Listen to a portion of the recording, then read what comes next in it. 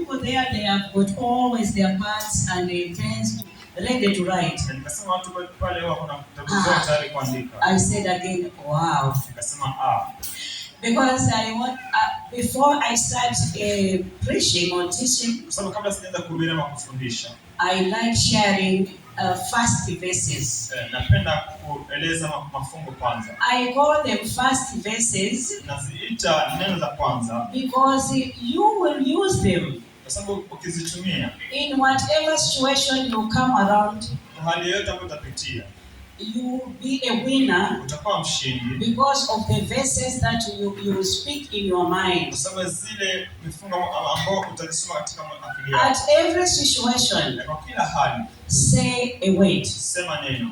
And things will change. Vitu vitabadilika. This is what I believe in. Ndio naamini mimi. Even if devil has tormented you, you are elsewhere, you are not in church. Atakuwa shetani amekuumiza mahali pengine huko kanisani. Release the word. Achilia neno. Know the word of the Bible.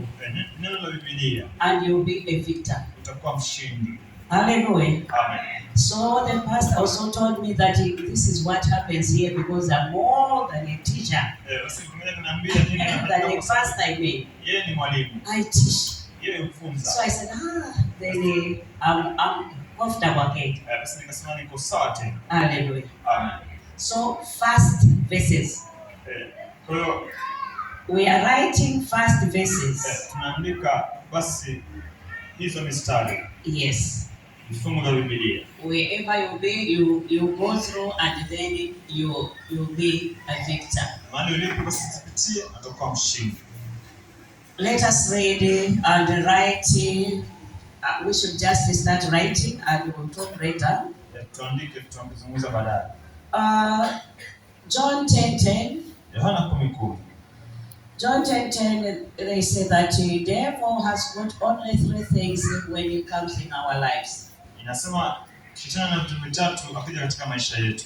Satan comes in our life just to kill, steal and destroy. Kuja kuiba na kuharibu. But when you read that verse, they say that, or we can call it under or be. In the Bible, they say that when devil has come to steal, kill and destroy, Jesus will come. Inasema basi shetani akija kuchinja, kuharibu na kuiba, basi Yesu huja. And will give us life. Atatupatia uzima. Jesus doesn't give half life. Yesu hapeani uzima nusu. He gives it full. Anapeana uzima tele. After being destroyed, after being killed, after being maybe robbed by devil, baada ya kuibiwa, baada ya kuchinjwa, baada ya kuharibiwa shetani, Jesus gives us life in abundance. Yesu tupa maisha kwa utele. Hallelujah. Amen. Right, Luke. Andika Luka. Luke 10:19. Luka 10:19. Luke 10:19, it's about authority. Luka 10:19 ni kuhusu mamlaka. They say that he has given us the power. Anasema nimepatia nguvu. And the authority. Na mamlaka. To stumble on the snakes and scorpions. Ukanyaga nyoka na nge. And on their powers. Na nguvu zote. And we are talking of the powers of the darkness. Tunazungumzia nguvu za ile adui. And no power is going to hurt us. Wala hakuna kitu kitawadhuru. Let me tell you something. The power of darkness nguvu za giza will always be afraid of us. Itatuogopa kila wakati. When we have a weight. Tukiwa na neno. No power from darkness. Hakuna nguvu kutoka giza. Is going to hurt us. Inaenda kutuumiza. If we release the weight. Tukachilia neno. That's why the word is telling us that we have the power and authority to stumble kukanyaga on the snakes and scorpions. Nyoka na nge. What does it mean? Ndio inamaanisha nini? Snakes and scorpions, they are evil. Nyoka na nge basi ni ovu. Any evil from Satan. Uovu wote kutoka kwa shetani. They come in our lives like snakes and scorpions. Inakuja kwa maisha yetu kama nyoka na nge. They bite us. Zinatuuma. They give us poison. Wanatupatia sumu. And we are finished. Na tunaisha. So when you know who you are, basi ukijua wewe ni nani, that you have got more power than the devil, uko na nguvu nyingi kuliko shetani, then the authority in you rises. na mamlaka ndani yako basi inainuka. And you cannot fear devil. Huwezi kuogopa shetani. In any way or any form he comes. Kwa njia yote atakayokuja. You say I have got that power and authority. Unasema ni kuna hiyo nguvu na mamlaka. I will just release the word of God. Nitaachilia neno la Mungu. And Satan will run away. Na shetani atakimbia. Do you get me? Unanipata? I am not afraid of Satan anymore. Mimi siogopi shetani tena. At first I was tormented by devil. Mara kwanza niliumizwa na shetani. I was tormented by the powers of darkness. Nimeumizwa na nguvu za giza. Through the powers of Satanism, kupitia nguvu za shetani, they wanted to kill me. Wanataka kuniua. Because I didn't know Jesus. Sababu sikumjua Yesu. But now, lakini sasa, with all the authority, niko na mamlaka hiyo yote, I can challenge Satan. Naweza sasa mweka changamoto shetani. And Satan cannot come near me. Shetani hawezi nikaribia. Because I've got weapon. Kwa sababu niko na silaha. To fight him back. Ya kupigana naye. And that's the way. Na hiyo njia. So I'm not afraid. Na mimi siogopi. I'm not afraid at all. Siogopi kabisa. Even when a satanic is here, hata kama mchawi yuko hapa, he cannot come closer me. Hawezi nikaribia. He might be trying while there. Anaweza kufanya jaribu akiwa huko. But he will not touch me. Lakini hawezi nigusa. That I challenge. Hiyo naita changamoto. In the name of Jesus. Kwa jina la Yesu. I trust my Jesus. Namwamini Yesu wangu. And nothing in this world is going to frighten me. Hakuna kitu kwenye ulimwengu huu utaniogopesha. And even to you, hata kwako, if you walk that life, ukitembea na hayo maisha, it's only the things that you open your heart, ni vitu tu utafungulia moyo wako to, kwayo, is that will work upon you. Hiyo ndio itafanya kazi kwako. But if you close your heart for Jesus, ukifungia Yesu moyo wako, no power in this world, hakuna nguvu kwenye ulimwengu huu is going to overtake you. Nenda kushinda. Hallelujah. Amen. Let us continue. Acha tuendelee. Right, Luke. Andika Luka. Luke chapter 10. Luka 10. From verse 42. Kutoka mstari wa 42.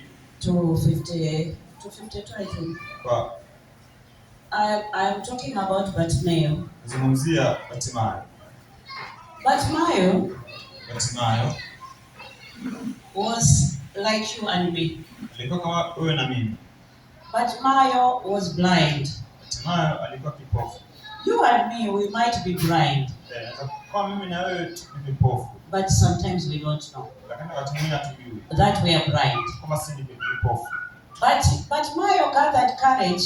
Lakini walitoa ujasiri. When he heard that Jesus is passing here. Aliposikia kama Yesu anapita hapa. Because he couldn't see. Kwa sababu hangeona. But at least he was hearing something. Angalau alikuwa anasikia kitu. And when Jesus was coming, Yesu alikuwa anakuja. Bartimaeus listened. Bartimayo akasikiza. And he said that I think Jesus is now coming. Akasema nahisi kama Yesu anakuja sasa. He is going to pass me by. Anaenda kupita. What should I do? Nifanye nini? I have to shout. Lazima nipige kelele. Most of us we are there, we see Jesus passing us by, but we don't shout. Yesu tuko pale, tunamwona Yesu anapita lakini hatupigi kelele. Take the heart of Bartimaeus. Kwa moyo wa Bartimayo. Bartimaeus shouted. Bartimayo alipiga kelele. He didn't even think that I'm in the midst of people. Hakufikiria katikati ya watu. He was not shy. Hakuwa anaogopa. When you are shouting at the right place, and that is Jesus. Ukipiga kelele kwa Yesu, all what surrounds you, wengi waliokuzunguka, doesn't matter. Basi haijalishi. Let us have that heart. Tuko na huo moyo. Let us make Jesus to matter in our lives. Fanya Yesu awe wa maana katika maisha yetu. Go for the mercy of Jesus. Kimbilia huruma za Yesu. Whenever you are in trouble. Unapotoka katika shida. Whenever you want to come out of that trouble. Utatoka kwenye hiyo shida. Say Jesus. Sema Yesu. Have mercy on me. Nionee huruma. Jesus. Yesu. Have mercy on me. Nionee huruma. Sometimes when it is severe, wakati mwingine kama ni mbaya sana, you have even to include lazima basi pia na uweke Jesus, son of David. Yesu mwana wa Daudi. From Nazareth. Kutoka Nazareti. Have mercy on me. Kuna huruma na mimi. Yes, because you are talking of the Jesus that you know. Kwa sababu unazungumzia yule Yesu ambaye There are unamjua. so many Jesus around. Kuna Yesu wengi You hapa. can say Jesus. What is this place called? Bastard. You can call Jesus of this place bastard. Unaweza mwita Yesu wa mahali hapa. But Jesus of Mombasa. Yesu wa Mombasa. Jesus of Mombasa. Yesu wa If Mombasa. you call him, he will come. Ukimwita atakuja. If he has got assistance, he will give you. Kama ana usaidizi If atakupatia. you have Jesus of Mombasa. Kama kuna Yesu wa Mombasa. I can call Jesus of Malawi. Unaweza mwita Yesu wa But Malawi. if there is Jesus in Malawi, he will come and he will do the doings. Pia kumwita wa Malawi atakuja atakufanyia kazi. But I call Jesus of Nazareth. Lakini mimi namwita Yesu wa Nazareti. He's the one I trust. Huyo ndiye namwamini. The Son of God. Mwana wa Mungu. Son of the living God. Mwana wa Mungu aliye hai. That's Jesus Huyo ni Yesu of Nazareth. Nazareti. Have mercy on me. Waneno huruma. When I'm done. Alafu nimemaliza. It's only Jesus, Son of David. Yesu tu mwana wa Daudi. From Nazareth. Kutoka Nazareti. Who can have mercy at any cost? Ananena huruma kwa gharama yoyote. He can have mercy to you when you don't feel you have help anywhere. Anaweza kusaidia kukuonea huruma ukiwa kama hujafanya chochote. Jesus will help you. Yesu atakusaidia. The Jesus of Nazareth. Yesu wa Nazareti. Let us continue. Tuendelee. Let us write John 14, Tuandike Yohana 14, verse 12. Yohana 14:12. What does it say? Inasema nini? They say that when we obey Tukitii and follow the commands na tufuate amri of the book ya kitabu and walk the way we are commanded, na tutembea kwenye njia tunaamrishwa, we will do greater things tutafanya mambo makuu than Jesus did while he was here. ambayo Yesu alifanya akiwemo hapa.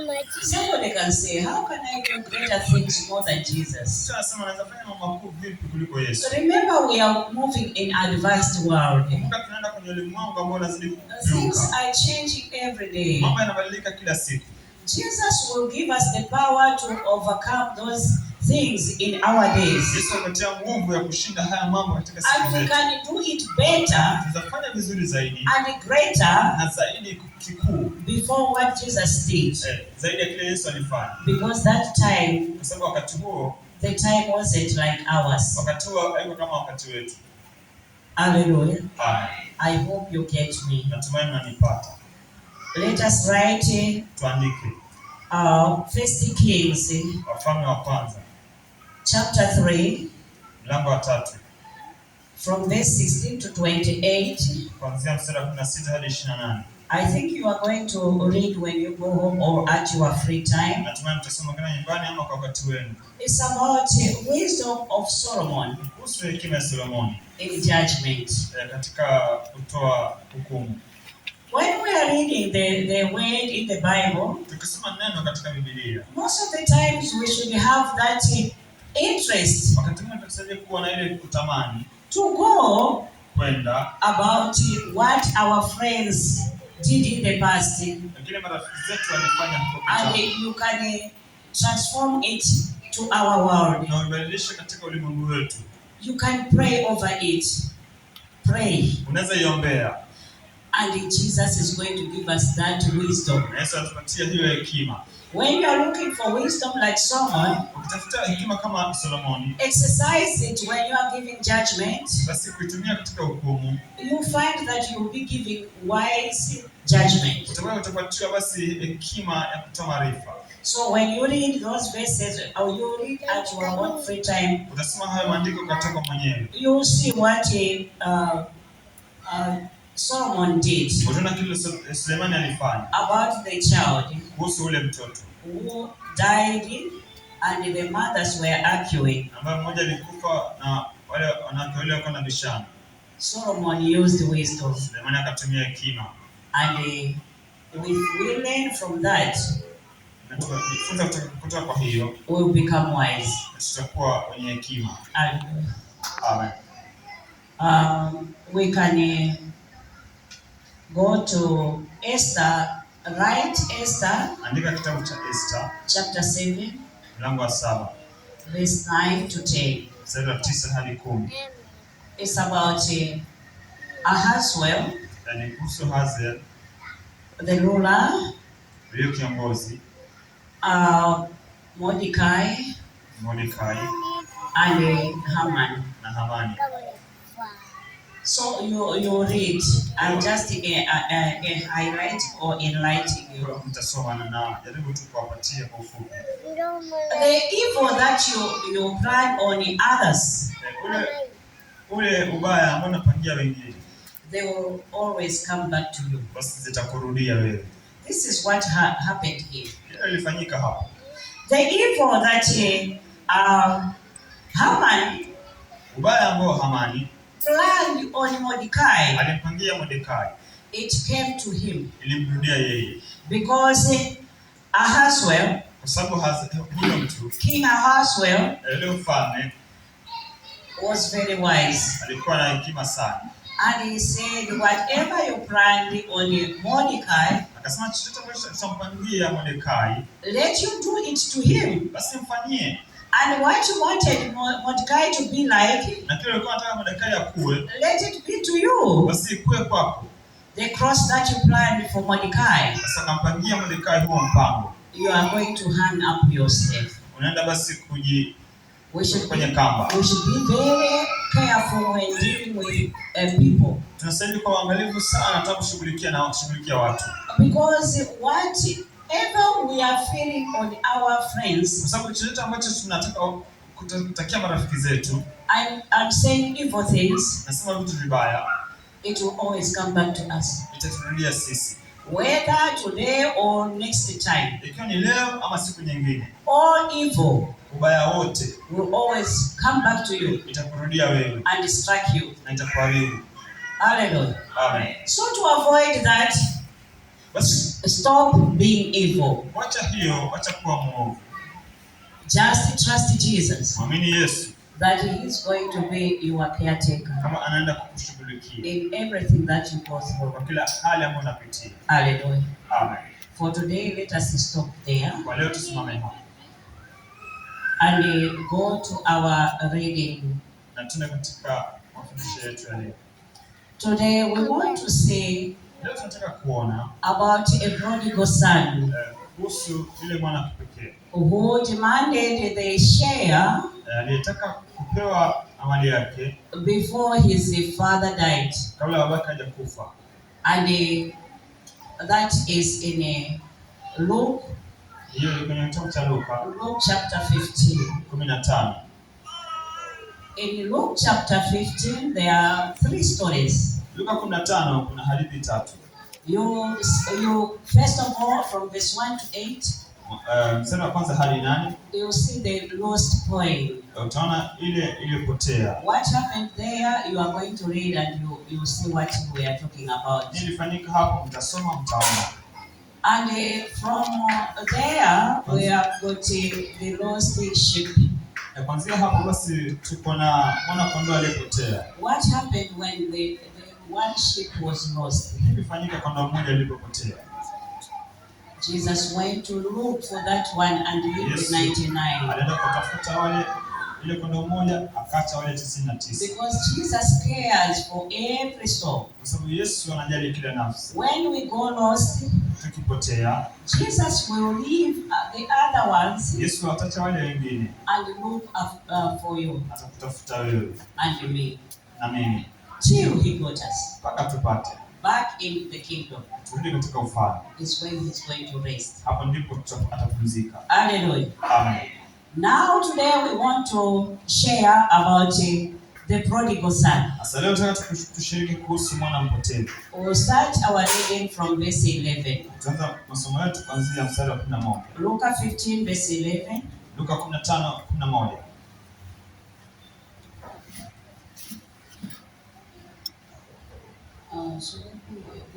Okay.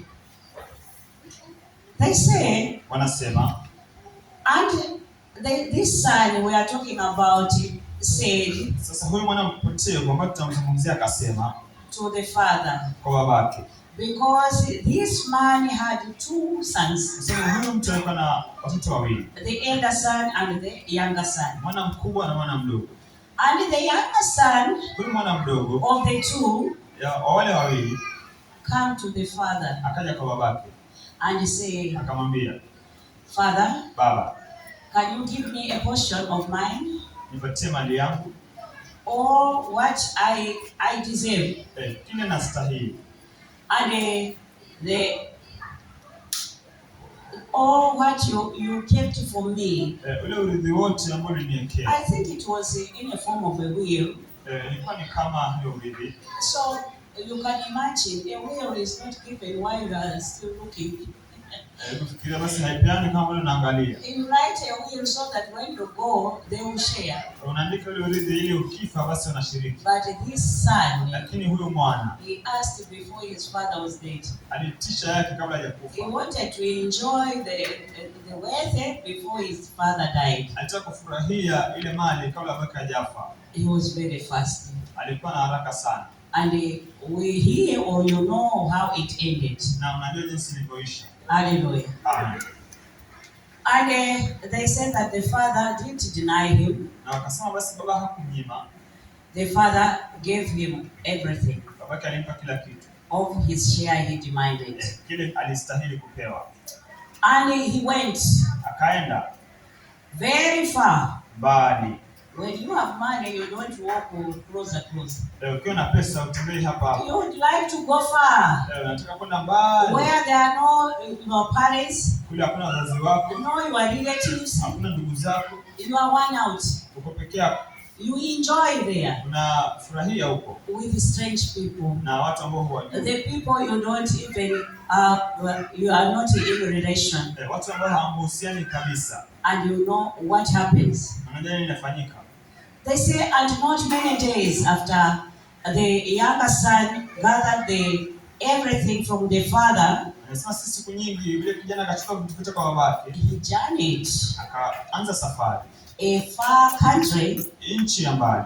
That here I will be happy. Ambao atafurahia. Because I will be not tormented by anybody. Sababu sitasumbuliwa na mtu yeyote. Nobody knows me here. Hakuna mtu ananijua hapa. I will do whatever I want to do. Nitafanya kile nataka kufanya. In a free zone.